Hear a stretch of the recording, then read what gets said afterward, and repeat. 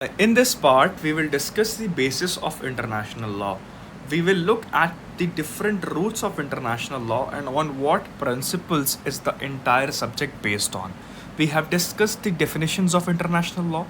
We have discussed the nature of international law, in which we discussed whether it is a true law or not. Now we will look at the formation, the roots of international law.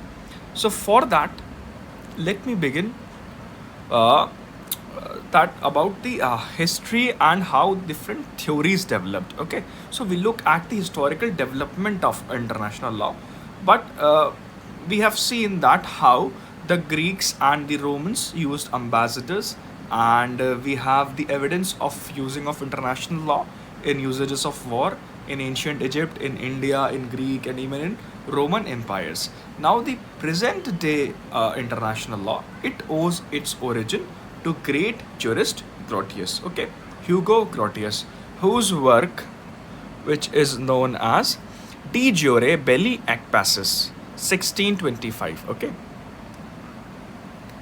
this is the work of Hugo Grotius. In this work, he has given a legal understanding to various aspects of international relations. His main idea was that there are certain eternal, unchangeable, and independent rules. These rules have roots in human reason. So this is these rules are formed because man has an inherent power of reasoning. So this is the reason why we called that particular set of law as natural law. So this was Hugo Grotius or Grotian theory. However, one thing which you should keep in mind is that Hugo Grotius was the father of international law, though the term international law was coined by Jeremy Bentham. Okay, Hugo Grotius used law of nations to describe international law. In the Grotian theory, there are three bases of international law. Okay, so what are the three bases? Three bases are: first is that it is a law of reason, then we have customs, and then we have treaties. So, this law of reason, custom, and treaty led to the formation of two theories, which we have already discussed. The first theory is the naturalist theory. Okay, the naturalist theory was propounded by Puffendorf. He said that we have a legal system in which the reason is inventing from the God. Okay, so law of nation is only a part of that nature. Because of the reason, we have this law of nature. Okay, now international peace and security are necessary for survival of humankind. So in order to maintain that peace, in order to ensure that peace, we have formulated international law. However, this theory is always criticized because it is too vague in nature.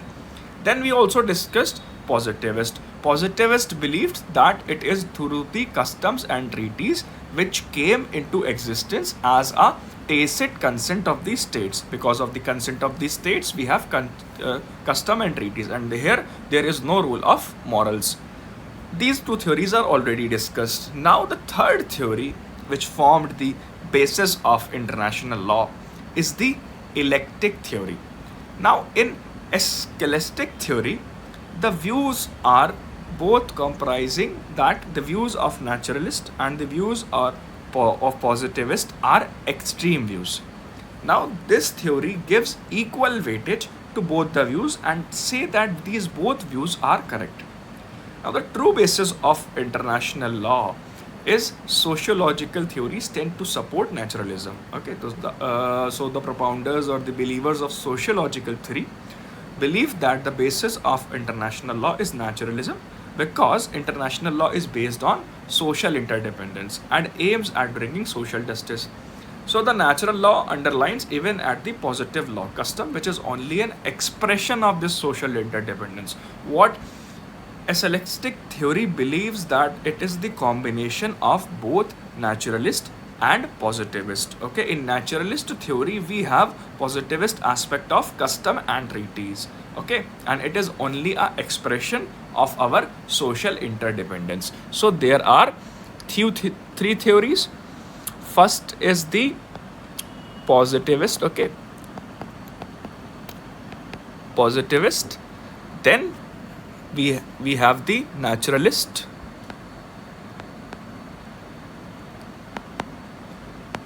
and then we have the essayistic.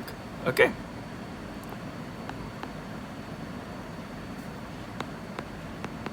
Now the key differentiation is that positivists believe in custom and state authority. This differentiation table is already discussed. I just want to explain you this essayistic as a basis.